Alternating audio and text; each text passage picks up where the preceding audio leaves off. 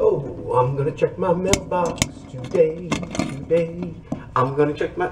Oh, hi. Yeah, how you doing, neighbor? Yeah, is everything good? You safe? You need anything? Got toilet paper. I know it's weird talking about toilet paper in the lobby of our apartment, but that's just, these are special times.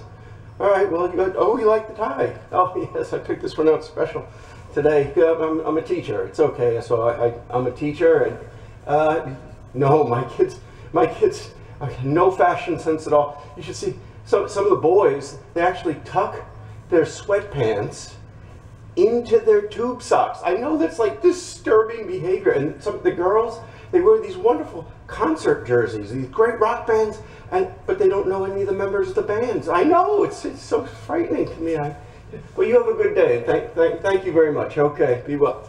Oh my goodness, what are you doing in my mailbox? I think that is a felony. That's a federal crime. You can't just show up in a person. Oh boy. Well, you know what? Anyway, I'm not going to let this bother me because today is a wonderful day. I know today Jimi Hendrix gets his report card. So I'm going to check the mail and see if we get Jimmy's report card from Kitty Middle School where he's enrolled. It's a private school and he's for gifted felines. But anyway, hey, why don't you come inside with me? We'll take a look at Jimmy's report card and see how he did, okay? All right, be back in a second. See ya. Okay, so we have Jimi Hendrix report card from Kitty Middle School. Jimmy, I got your report card over here. It's going to be good news, right? I can't wait. Oh, he's such a smart cat. I'm sure he did really, really well. That's what I've come to expect from him. All right, you can see his report card here. Kitty Middle School, so everything's very official. Report card for Jimi Hendrix. Litter box F. Jimmy, how'd you get an F for litter box training? Well, you do get excited sometimes, and we've had those excitable moments where I had to get the bleach. Okay, I guess I can understand that. We're gonna have to work on that, Jimmy. That's not acceptable. Napping, a D. How did you get a D in napping? That's like his best thing. A D in napping. Oh, hey, Jimmy, this is good news. You got an A in purring. Wow, well, he is a good purrer, I guess. Grooming, an F, well, he wears the tuxedo look all the time. I guess it's not very fashionable. I got to give him some pointers. I'll work on him. We'll work together on that, I guess. Meowing, a C minus. A C minus, yes, well, he does keep me up at night. He likes to have conversations at very odd hours, and oh, wow, this is a surprise. Look, he got an A+ in AP Physics. I didn't even know they taught that at Kitty Middle School. A+, Jimmy. AP Physics. I guess the tutoring's paying off, huh? Yeah, I'm proud. That's a good score. So, we're going to have a talk about some of these other grades, young man. That's just unacceptable. Yes, and from now on, I'm checking your book bag and your planner. And you're going to do your homework at the kitchen table where I can watch you. Because I don't want you on Netflix. All right, as long as we understand each other. Oh, boy. I'm so worried about him. First, his drug use, and now, I don't know. It's very difficult on families, isn't it? To try to be the best we can for our children. I'm going to have to come up with some sort of a plan. All right, so I'll check back in with you in a second, kids. Let's see if Jimmy has anything that he wants to say. You have anything you want to say to the kids? Anything? Huh? Come on. Speak, child, speak. All right, well, you get my lens dirty. Oh my goodness, this cat has no hygiene. You're not supposed to touch surfaces. All right, well, I'll check back in with you in a second. Going over Jimmy's report card made me very reminiscent. We have such a close family, and I think today, as we prepare to do some more reading in Sarny, it got me thinking about the theme of family and how much family means, particularly in a time of uncertainty, a time when people maybe aren't feeling always so positive, and we turn to our families and they make us feel so much better. And as Laura and Sarny and Lucy and Bartlett travel, I think we're discovering that they're relying on each other like a family unit would. And it's an extraordinary change in their characters. So it got me thinking about my family, and I got out the old photo album here, and I was looking at some pictures of Jimmy when he was a baby. Oh, precious memories. I thought I'd share some of them with you if you got a second. Anyway, let me show you the first picture. This was when Jimmy, this is actually the first day I got him. He was a little kitten, and I heard in the bush outside my house, was like some ivy there, and I heard a meowing sound. I couldn't figure it out, and I finally went downstairs, and there was this little kitten hiding in the ivy. And I brought him upstairs, and I put him in my guest bedroom, and he had the whole room. He had a queen-size bed there, which I have for guests. Where did he go? He went right into my amplifier, and I'll show you that picture now.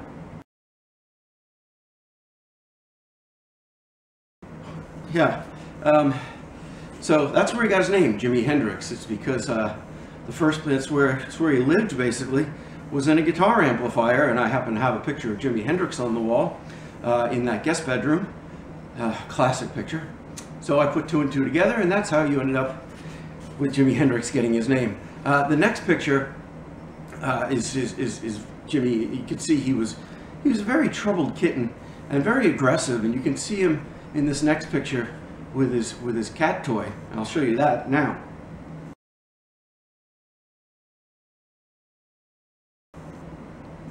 You see, yep, yes, you see what I'm talking about? That's very antisocial behavior, isn't it? Yeah. So he got a timeout for that, but the cat toy, it still works. He's just very, very aggressive kitten. So after that, this is why I was very shocked that he did so poorly in napping, because in this next picture you can see clearly he's an expert.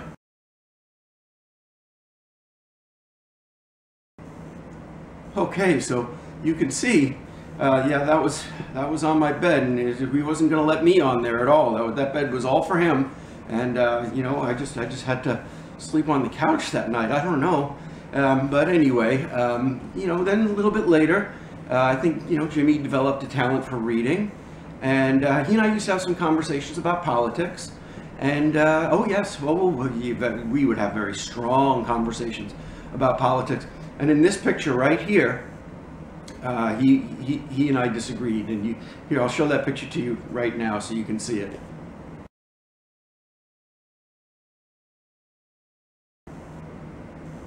Yeah, that was a bad moment, but it got worse, unfortunately, and I wasn't going to share this with you, but he got so mad at me because I don't even remember what the topic was, but I know I was right. As I tell all of my students, if we could just agree on that, life would be much more simple. But anyway, so in this next picture you can see we got into kind of a fight. Yes, it did get physical. There was some punching involved. I'll show you that picture. Yep.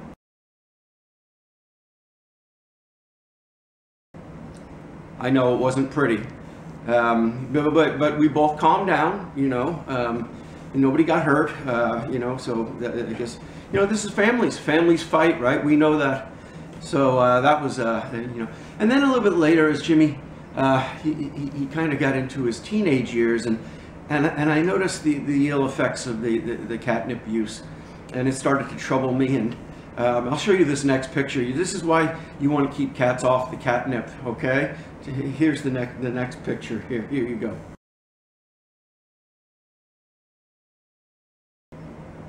Yeah, you see what I'm talking? Yeah, you can tell. Yeah, any parent knows. Any parent knows right there. I was very, very concerned about him.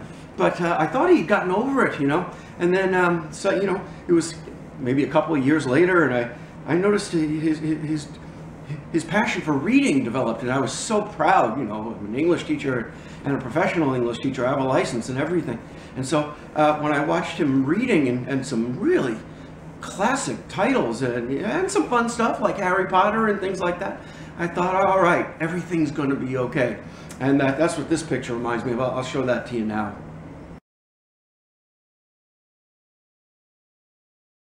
Yeah, so you see, quite an eclectic reader, isn't he? Yeah, he's got wide tastes. But, you know, as I was looking through the photo album, it got me thinking not just about Jimmy and my relationship with him and how that's grown and evolved over the years, but it got me thinking about my parents. And, you know, they live a couple of towns away, and I thought, you know, this is a perfect time. I was going to stop in and check on them anyway, make sure they're okay and see if they need anything. You know, be a good son and just say hi. And I can't go in, you know, because we've got to stay distant, and you know, I work in a school, so Lord knows what kind of weirdo gene I'm carrying around, germ I'm carrying around here. So yeah, so you know, I didn't want to get them any of my germs, so I'll say hello from the door and just check in on them. But when we're at my parents' house, we can sit on the stoop, we can sit on the back porch patio there, and you know what we can do? That's right, we can do some reading. Come on, let's go say hello to my parents, shall we?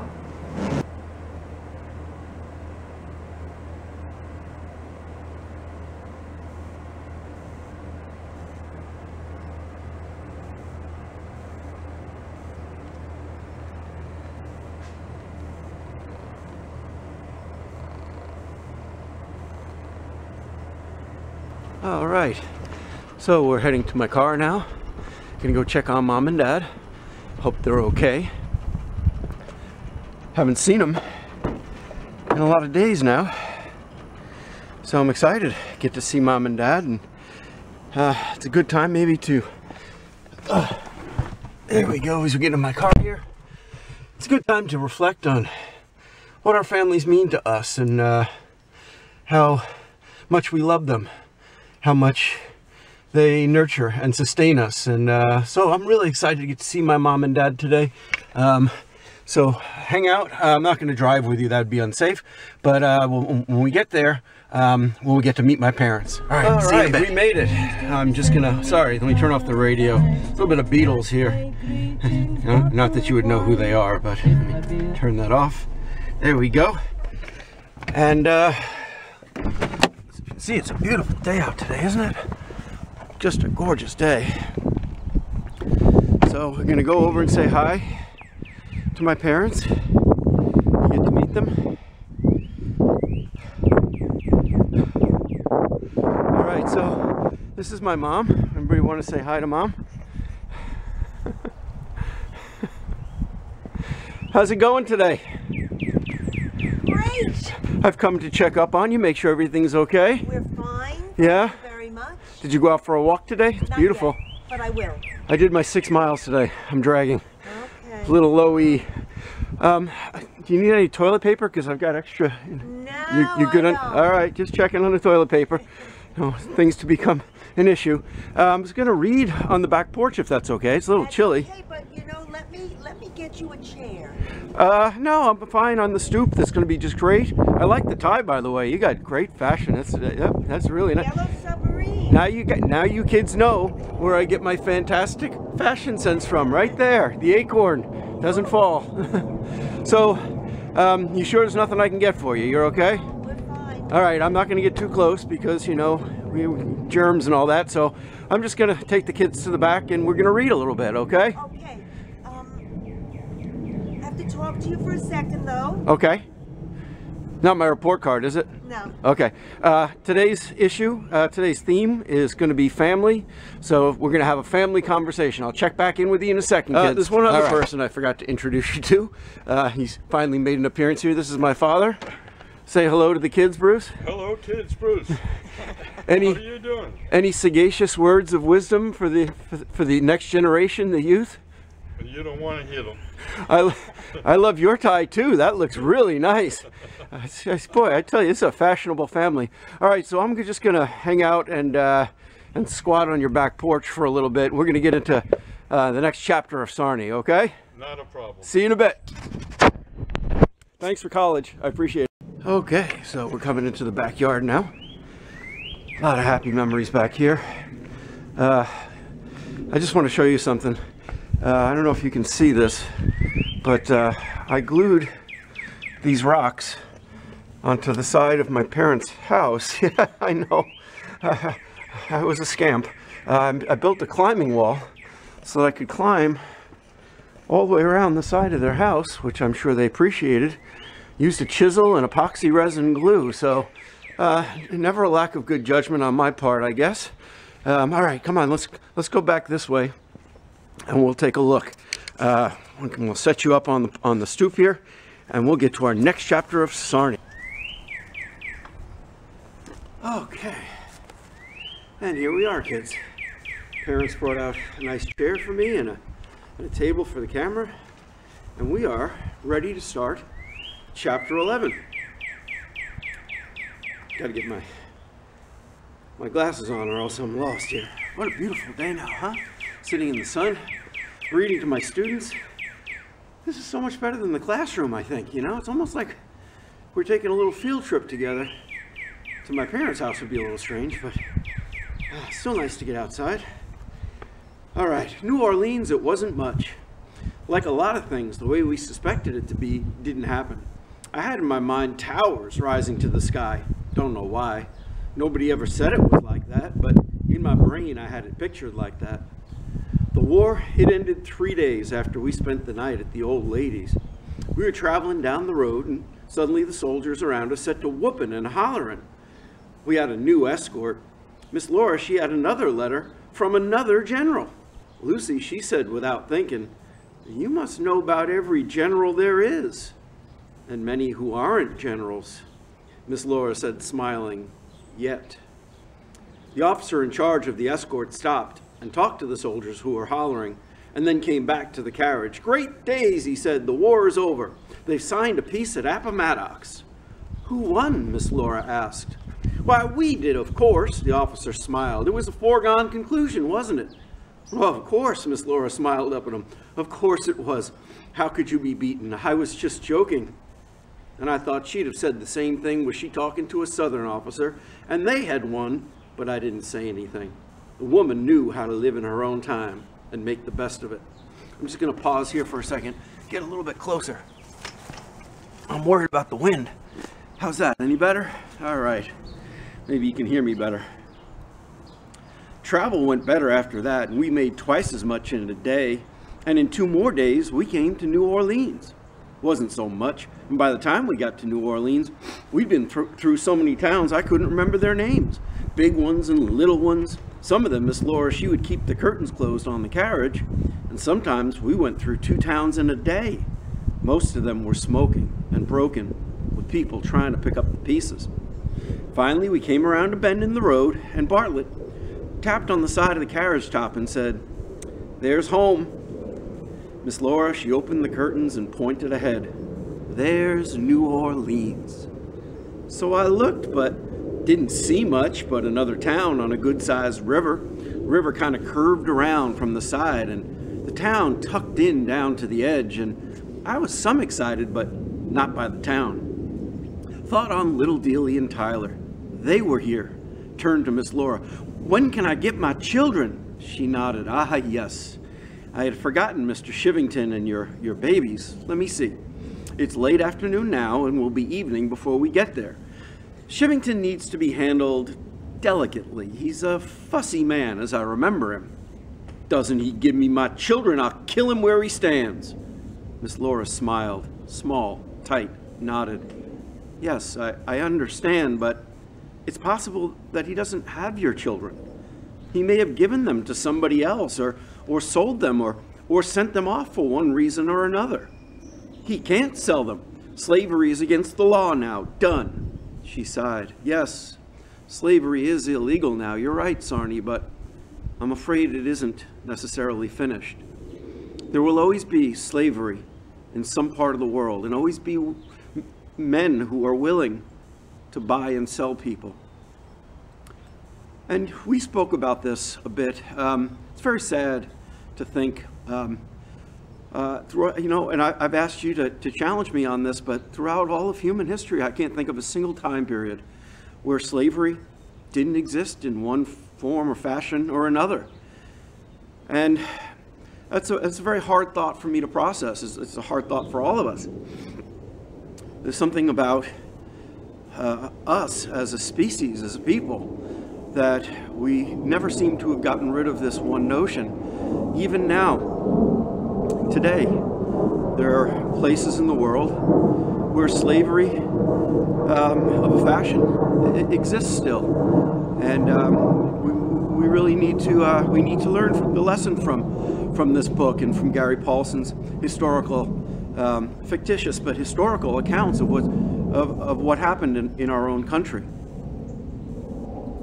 Like a cold blade through my heart, all the fighting, the battles we saw to stop it, and she says slavery will still be there? Sell my babies? No, he couldn't do that. Don't worry just yet. He hasn't had the children long, and the war just ended 3 days ago. It's simply that we must handle him carefully so we don't alarm him. If he feels threatened, he might never tell us where they are. We have to be nice. She stopped smiling, at least at first. She thought on it for a time, looking out the window.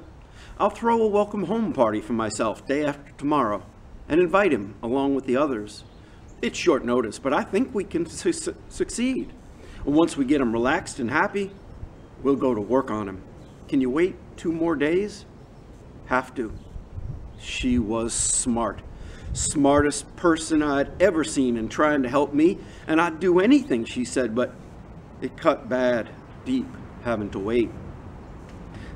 So again, we can see that Sarny's what you see is what you get kind of character. Her first emotion, she shows it, and she's very transparent that way. But Miss Laura, on the other hand, is, very layered. And for Miss Laura, everything is a strategy. Everything is an opportunity to achieve the best results using the best ideas and strategies and techniques, right?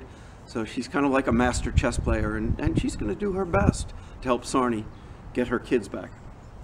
All right, we're going to stop right here, and I'm going to check our batteries, and we'll come right back. And we're back. All right, batteries are looking good. All right, where do we leave off?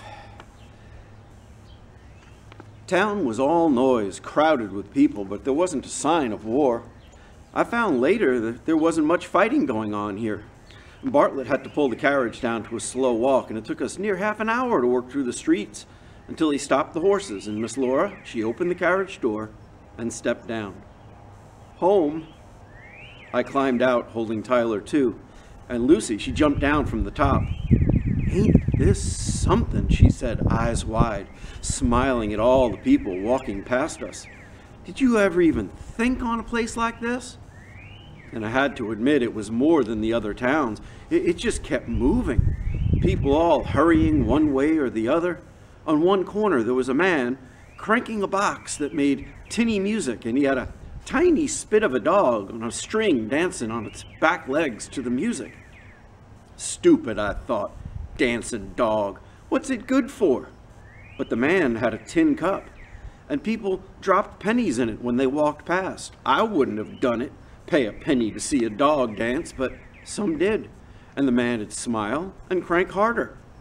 All sorts of people, black people, white people, some in rags, both black and white, some dressed in fine clothes, both black and white, some pretty and some fence ugly, both black and white. For a breath I watched it, thought on it, marveled on it. And then I saw a small black head and thought on Tyler, almost called his name before I saw it couldn't be him. Too tall, and I looked away. Saw another black child and then another boy dancing to an old black man playing a fiddle for more people to drop money in a box on the ground. Children everywhere. And everyone I looked at made me think on Tyler and little Dealey. And I had to hold myself to keep from running after them. Are you going to stand all day? Lucy was back on top of the carriage holding a hat box down to me. We have work to do. I shook my head. I was thinking on Tyler and little Dealey. I looked and was surprised to see Miss Laura. She had gone. Big building with 3 floors, open place in the middle with black iron gate-like bars, only made into pretty shapes. The gate was open and led into the open place, full of green plants and vines that climbed the walls, and a stairway up the side. So what Sarny's describing for us here is Miss Laura's mansion. It's not really a house. She lives in probably the nicest mansion in all of New Orleans. It's a place where she holds parties for the most powerful and wealthy men in the entire state. So you can imagine what a shock it would be for Sarny and Lucy to walk into this mansion that they're now seeing. Take some boxes. Bartlett and Miss Laura, they went up those stairs on the side to a door. Get to carrying. I took an armload and headed up the steps, down a balcony to an open door, and stepped in.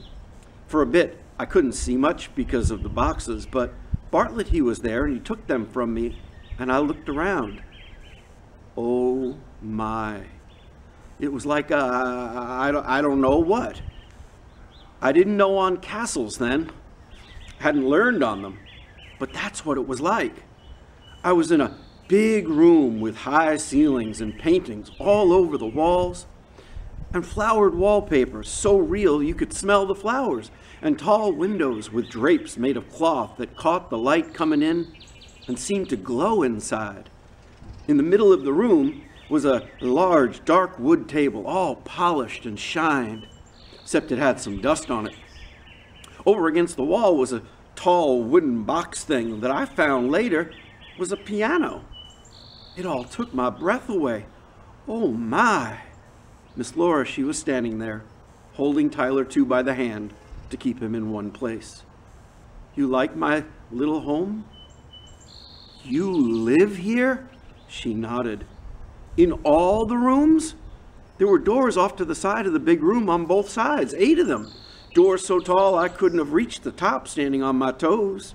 She laughed. Well, yes, of course, you and Lucy will live in one, and Bartlett lives in one, and there is a kitchen in one, and 2 are for baths, and there are 2 other rooms for other reasons.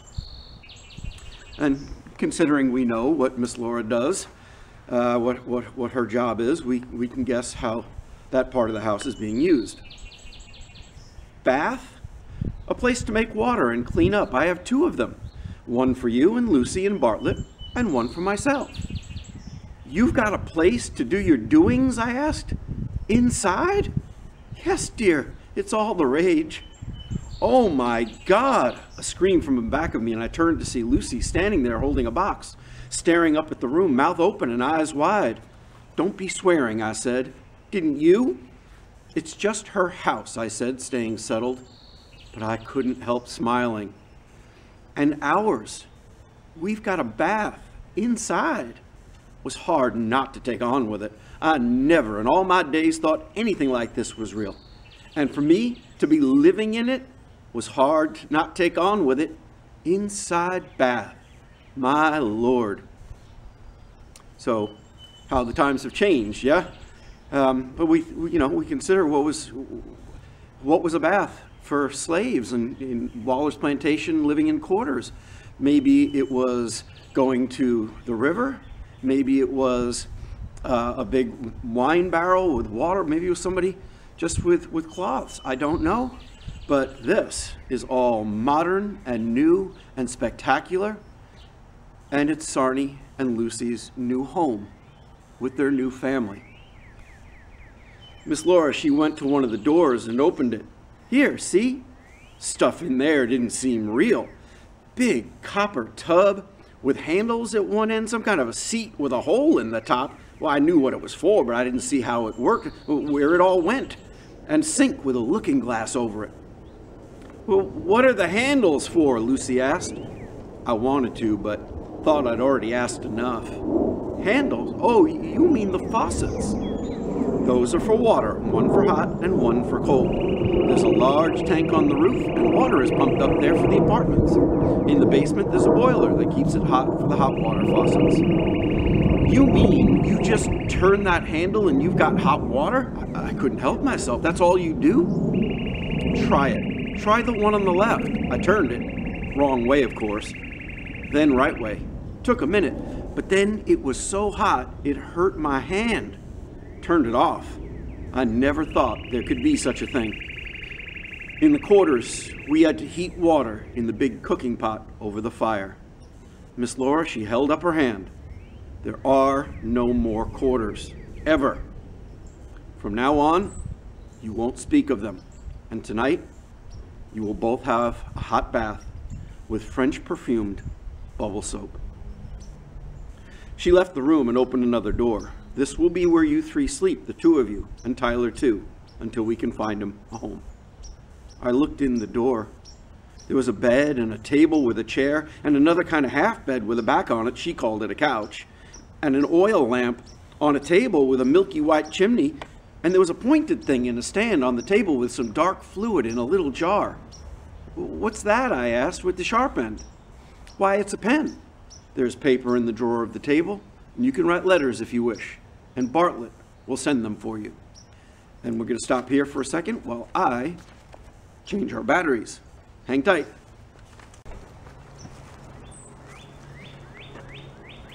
All right. And we are back. All right, only a couple pages more. Things are getting very familiar, aren't they? I mean, Sarny settling into her new home. Really quite a wonderful moment in her life. I went to the table and pulled the drawer. Clean white sheets of paper, pure clean. I pulled one out and put it on the middle part of the table, took the pen and tried to make a mark, but nothing came. So let me ask you this. For Gary Paulson to put these clean white pieces of paper in Sarny's hand right now, well, what do you think that might represent? That's a pretty deep symbol. She's got the pen in her hand, she's got this white paper. Think about that for a second. What could that mean?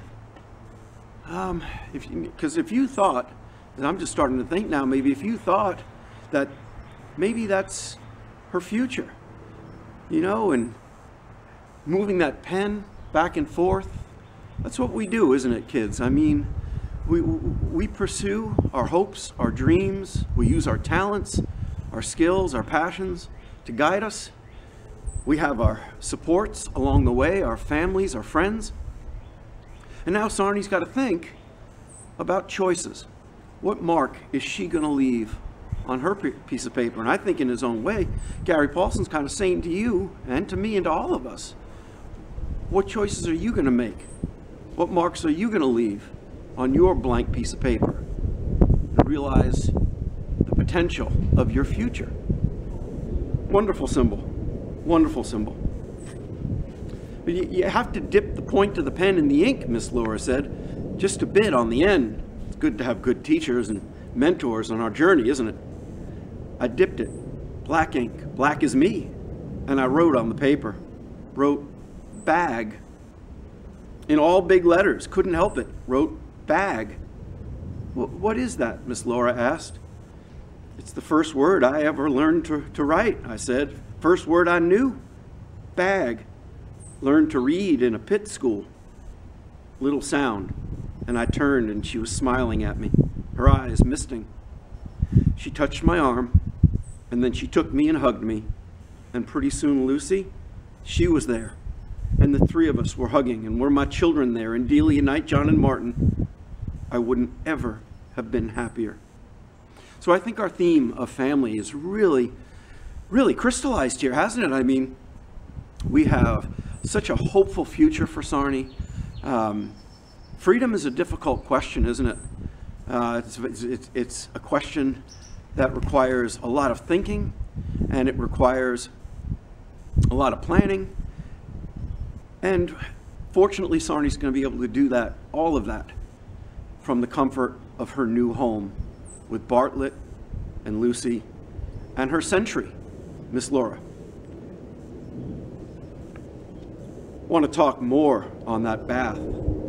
That whole first night in New Orleans. We unpacked and Miss Laura, she sent out for food. I never heard of such a thing. They brought shrimp and chicken and red beans and rice in metal buckets. And we ate at the table off plates you could see light through. And drank something that Miss Laura called a cordial in crystal glasses that caught the light from everywhere in some way. Do you see what Gary Paulson's doing here? We're back to our symbol of sugar. The cordial, we said, is syrupy sweet. And they're having it now, okay? And we know exactly why. The Sarny is starting to realize the sweet taste of freedom and how wonderful this is. Tyler, too, he went to sleep on the bed in our room. I got to giggling after drinking the cordial. Lucy, she got plain silly, and when we cleaned up the dishes in the kitchen where there was a sink and more hot water for washing, Miss Laura, she said, "All right, who's first for the bath?" Well, I didn't want to be a hog for it, so I held back, but Lucy, she didn't want to appear hoggish either, and finally Miss Laura, she took a straw from the broom and broke it in 2 pieces and held them out, partly hidden, in her hand. Short straw goes first. I got the short straw, and Miss Laura, she took me in the bathroom, put a plug in the bottom of the tub, and started water running. A little hot and a little cold, but it's still almost steamed. Take off your shift. You won't be wearing it again. And that shift, I think clearly Miss Laura sees, as we do, as a symbol of Sarny's former life, as a slave. Well, what am I going to wear? I pulled my shift over my head. I have uniform dresses for you and Lucy to wear, but tonight you're going to have a silk gown. So Miss Laura is saying, you know, your new identity, you are a free woman, you are my employee, you have the choice to work here or not to work here. I'm going to treat you with respect, but even more so, I want tonight to be special. Sarny's never slept in a silk gown before. We know this is very luxurious fabric. And Miss Laura wants her to have this wonderful experience. She took a bottle off a shelf and sprinkled what looked like sugar in the water. Sugar again. Gary Paulson, he loves his symbols, doesn't he? We know that's not sugar, though. That's some sort of bath salts or something like that, right? Didn't smell like sugar, smelled like flowers, like lilacs and red flowers that grow along the stream. Smelled so good I made spit. Made me hungry, but I didn't know for what. For summer, soft night, soft talk, maybe Martin. The sugar made soapy bubbles that filled the tub. Get in. I stepped into the tub, stood there. Sit down, lie back and relax. Don't be nervous, just relax. And when you're done, those cloths on the rack are towels. Dry with one of them, put the gown on and sleep. I'll see you in the morning. Miss Laura, she left then, came back in a moment with 2 silk gowns, one for Lucy, one for me, and left again without talking. Closed the door soft in back of her. I couldn't believe it. Was in it, smelled it, felt it, and couldn't believe it anyway. Like being inside a warm flower. Smell all around, up, down, inside me in some way. Soft lilac smell and hot water soaking. Laid there like a log. The water got deeper and deeper, and I turned it off, afraid it would run over, and then just laid there, half floating, bubbles up around me so I couldn't see much past my nose. Closed my eyes and let everything slip away from me, and didn't think on anything but the lilac smell until the water started to get cold, and Lucy, she couldn't stand it any longer and tapped on the door. Are you going to be in there all night?